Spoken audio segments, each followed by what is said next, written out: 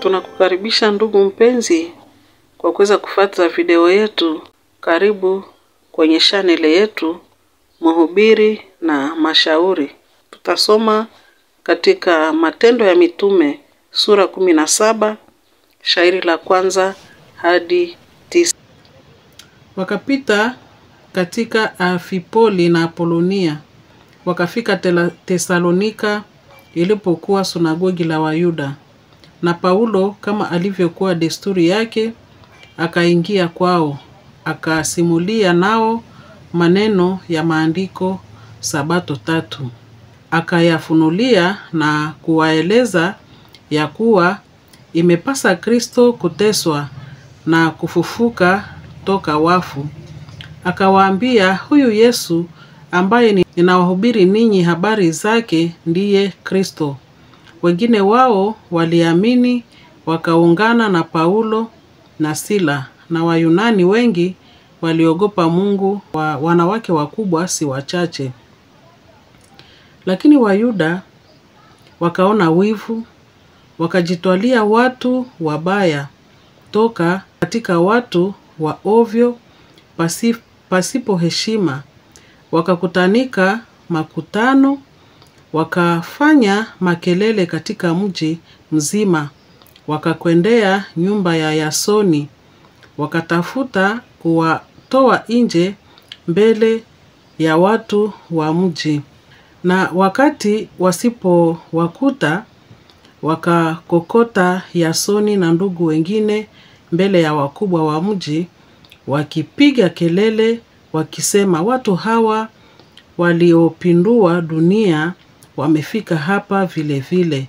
Naye Yasoni aliwakaribisha, na hawa wote wanaasi amri ya Kaisari, wakisema ya kwamba yuko mfalme mwingine ndiye Yesu. Wakafadhaisha makutano na wakubwa wa mji. Wakati waliposikia maneno haya, nao walipokwisha kutoza amana kwa Yasoni na wenzake, wakawaacha waende zao. Ni neno la Bwana.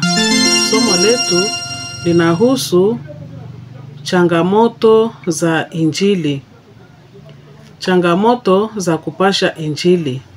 Mahali hapa ambapo tumesoma, ambapo inasimulia safari ya mtume Paulo na Sila katika mji wa Tesalonika.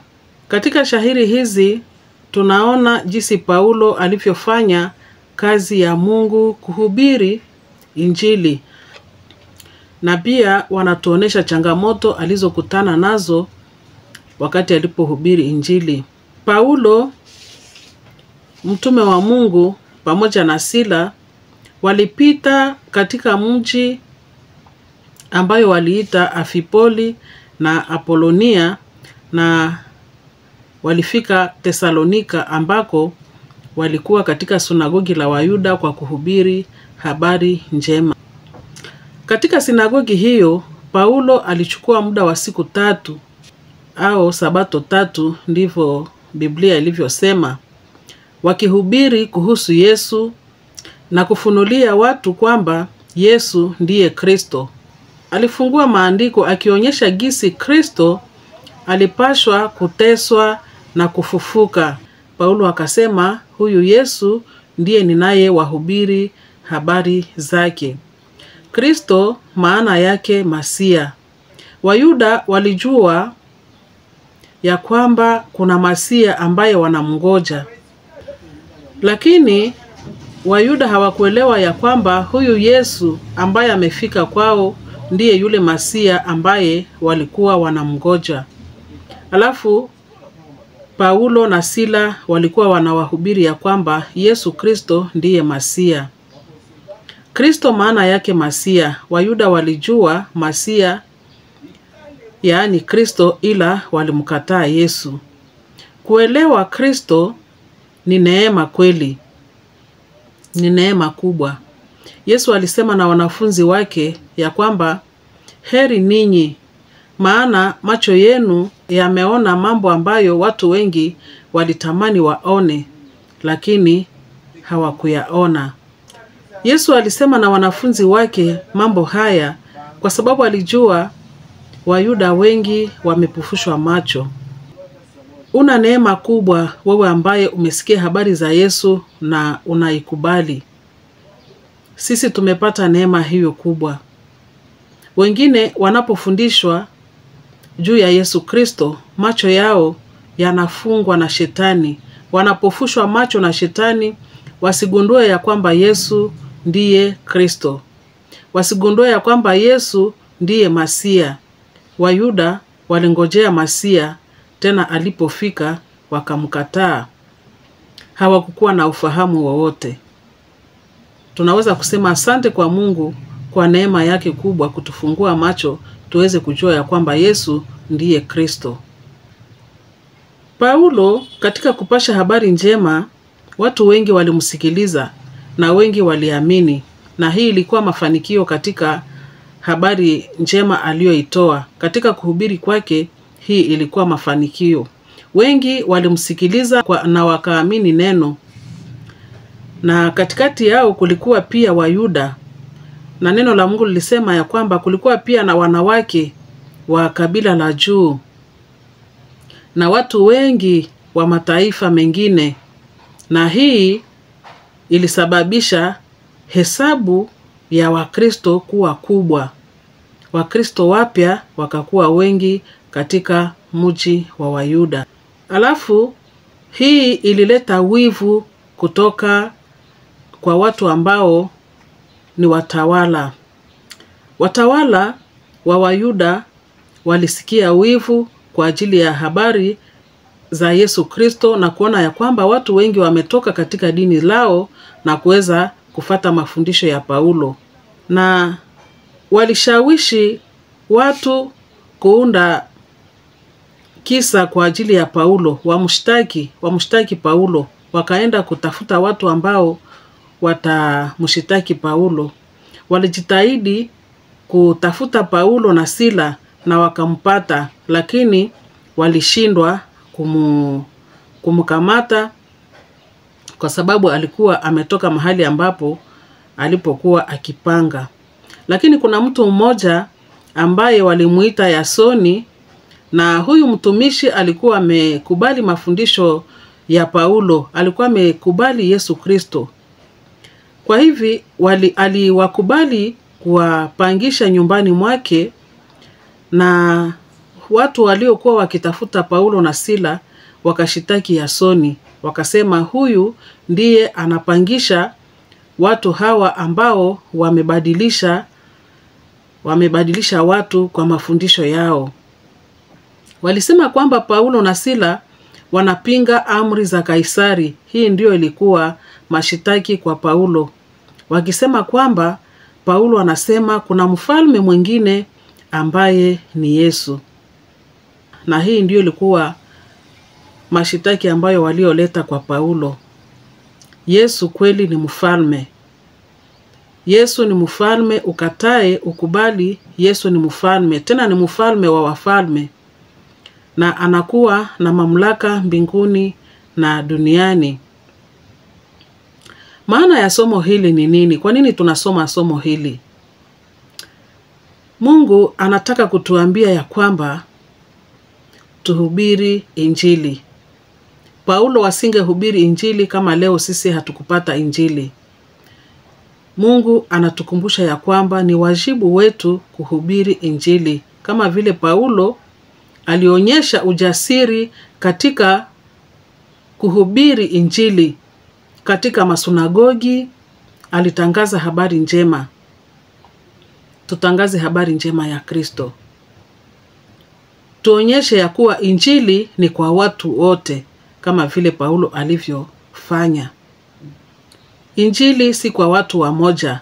Injili si kwa nafasi tu ambapo unakuwa. Injili ni kwa watu wote.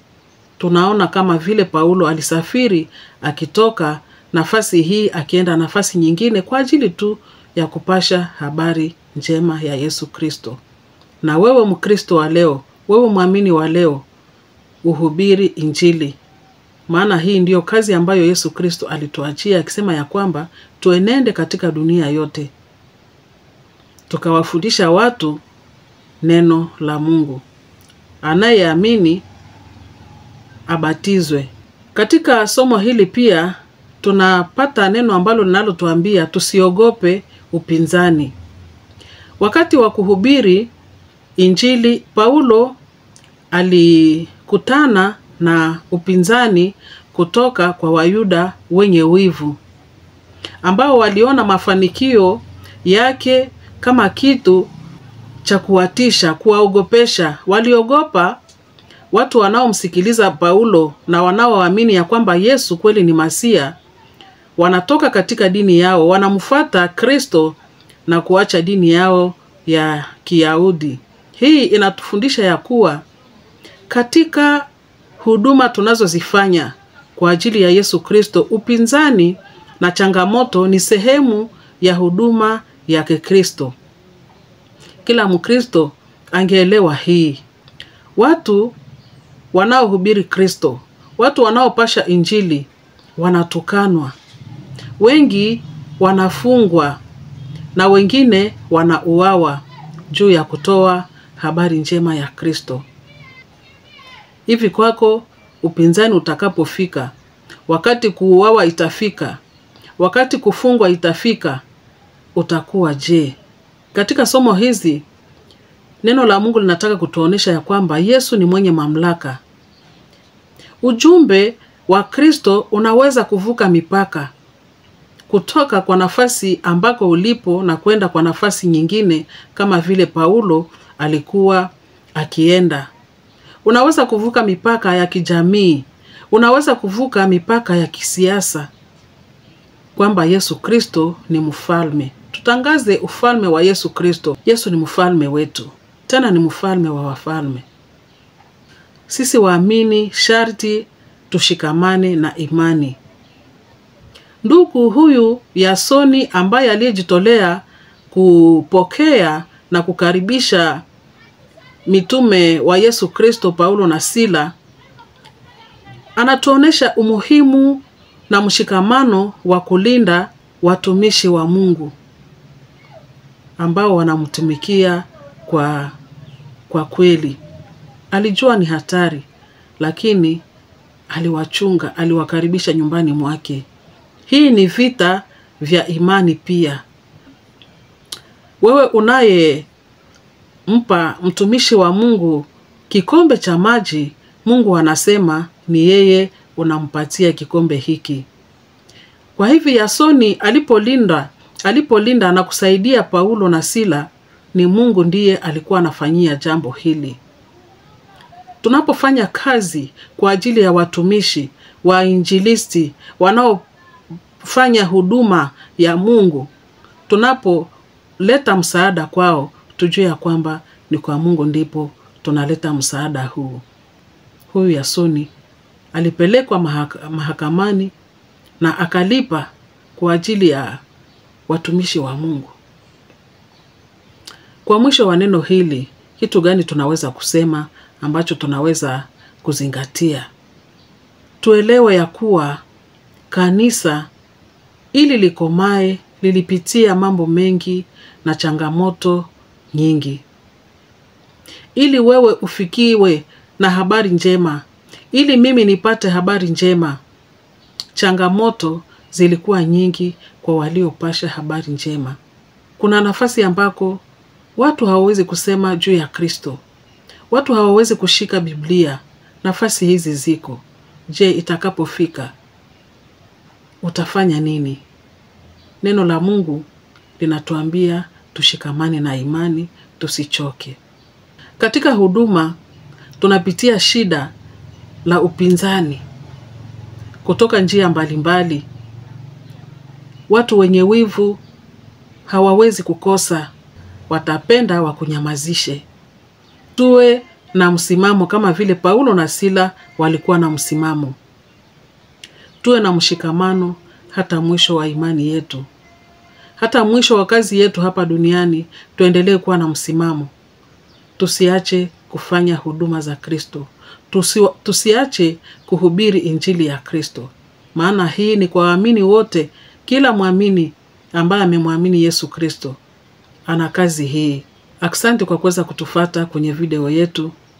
Mungu atusaidie katika kujua changamoto zinazokuwa katika Injili. Tusikate tumaini, tuendelee kushikamana na Mungu na tuendelee kufanya kazi ya utumishi wa Mungu. Uwashirikishe basi wengine kwa somo hili ukiwatumia somo hili. Upende video hii kwa kugusa kidole cha kupenda, na kama hauja subscribe kwenye channel yetu, karibu sana kwa kuweza kujiabone. Asante na Mungu akubariki.